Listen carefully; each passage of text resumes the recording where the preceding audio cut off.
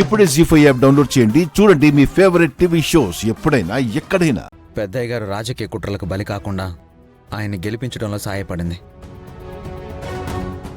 రెండోది, విరూపాక్ష అమ్మగారు ఏ తప్పు చేయలేదని నిరూపించే సాక్ష్యాన్ని కాపాడాలి అనుకుంది. కానీ కాపాడకుండానే ఇలా అయిపోయింది. రాయ్, మందారాన్ని కాపాడి తీసుకొచ్చావని ఒకే ఒక్క కారణంతో నేను ఇంట్లో కడుగు పెట్టనిచ్చాను. అనవసరమైన వాళ్ళ గురించి ఇంట్లో మాట్లాడితే ఏం జరుగుతుందో నీకు ప్రత్యేకంగా చెప్పక్కర్లేదనుకుంటాను. చంద్ర, చెప్పు వాడికి. చెప్పుడు మాటలు విని మీరు అనవసరం అనుకుంటున్న వాళ్ళు ఎంత అవసరమైన వాళ్ళో మీకు ముందు ముందు తెలుస్తుంది పెద్దయ్య. చాలా ఆపు.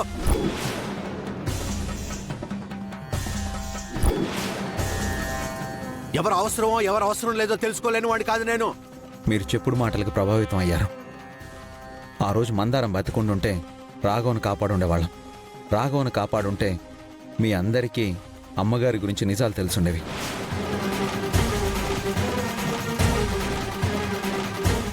ఆయన కంగారు పడాల్సిందేం లేదు పెద్ద.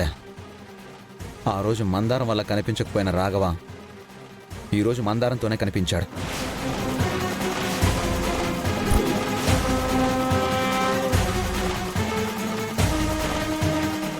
నేను దీపక్ పెళ్ళి ఆపాలన్న కంగారులో మందారాన్ని తీసుకొచ్చి రాఘవను వదిలేశాను.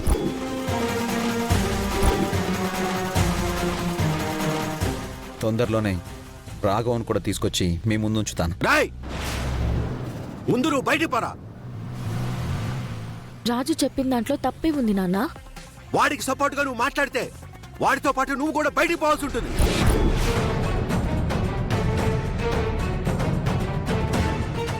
అవసరం లేదు పెద్ద, నేనే వెళ్తాను. మందారం కోలుకోగానే రాఘవ విషయంలో మీకు క్లారిటీ వస్తుంది.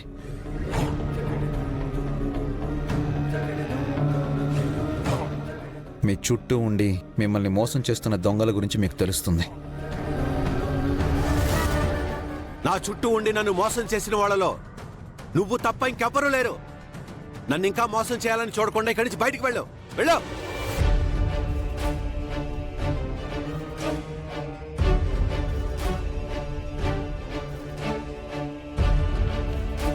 చంద్ర, ఆ డాక్టర్ శివరామకృష్ణ గారిని ఫాలోఅప్ చేయి.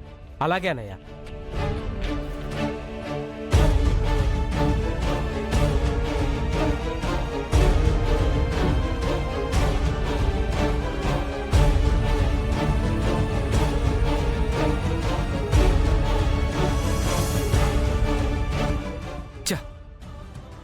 ఆ రాజుగాడు ఏదైతే చేస్తాడని భయపడ్డామో అదే చేశాడు మమ్మీ.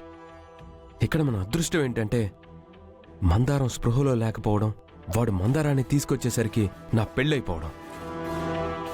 పెళ్ళైతే అయ్యింది కాని ఇప్పుడు మందారాన్ని వదిలేసి మనం దేశం వదిలి వెళ్ళిపోలేం కదా దీపక్. అలా అని మనం ఇక్కడే ఉంటే మాత్రం ఏదో ఒకరోజు మందారం స్పృహలోకొస్తుంది. మనిద్దరి గురించి అందరికీ నిజం చెప్తుంది.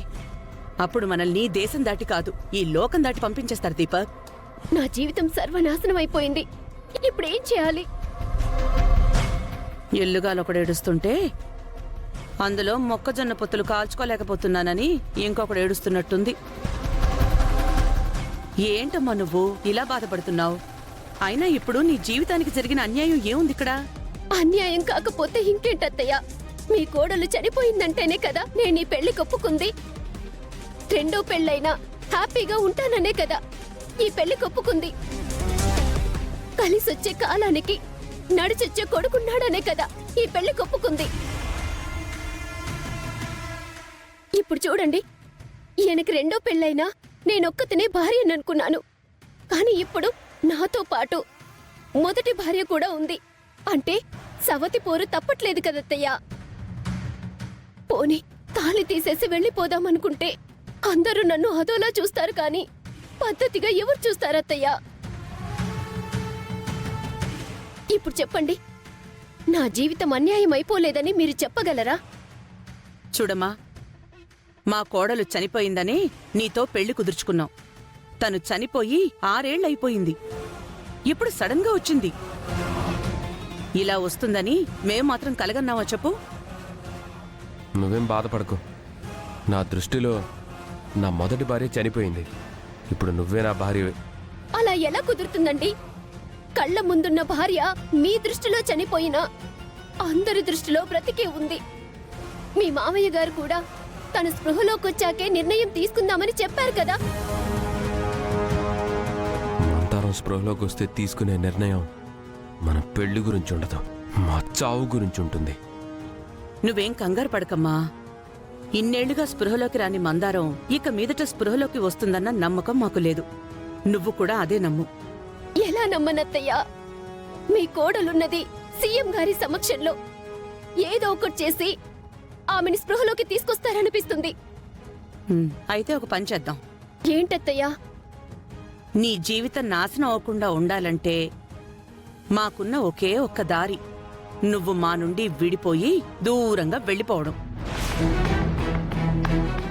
ఎంతో ప్లాన్ చేసి చేసుకున్న పెళ్లి అలా ఎలా వదిలేస్తాను? ఏం ఆలోచిస్తున్నావమ్మా?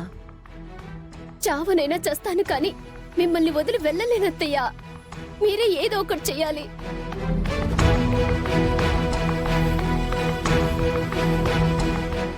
అయితే స్పృహలోకి రాకముందే మందారాన్ని చంపేయాలి.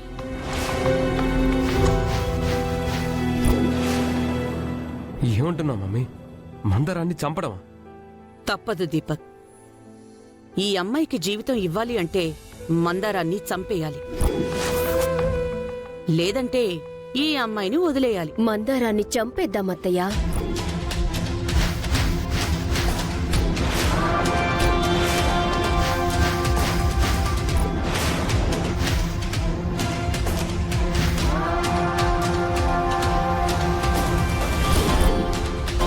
అవునత్తయ్యా, మందారాన్ని చంపేద్దాం.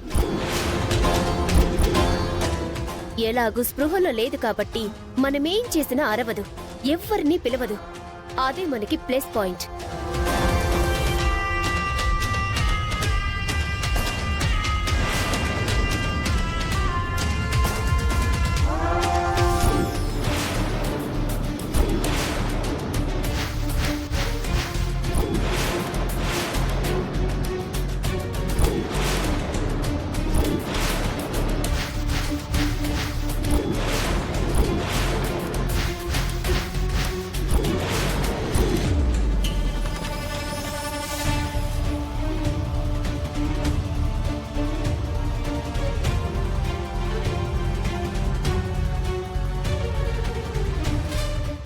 ఏంటి, మనం ఒకటి తెలిస్తే దేవుడు మరొకటి తలిచాడని మదన పడుతున్నారా? ఏంటత్తయ్యా, మందారాన్ని ఎలా అడ్డు తొలగించుకోవాలని ఆలోచిస్తున్నారా? ఏం మాట్లాడుతున్నావు రూపా? మందారం మా బంగారం, మన ఇంటి మహాలక్ష్మి. అలాంటి మందారం బతికే ఉందని తెలిసి సంబరపడిపోతున్నావు. ఏమే నంగనా చిట్టింగు బుర్రా? జీ5 యాప్ డౌన్లోడ్ చేసి అన్ని ఎపిసోడ్స్ పూర్తి ఉచితంగా చూడండి.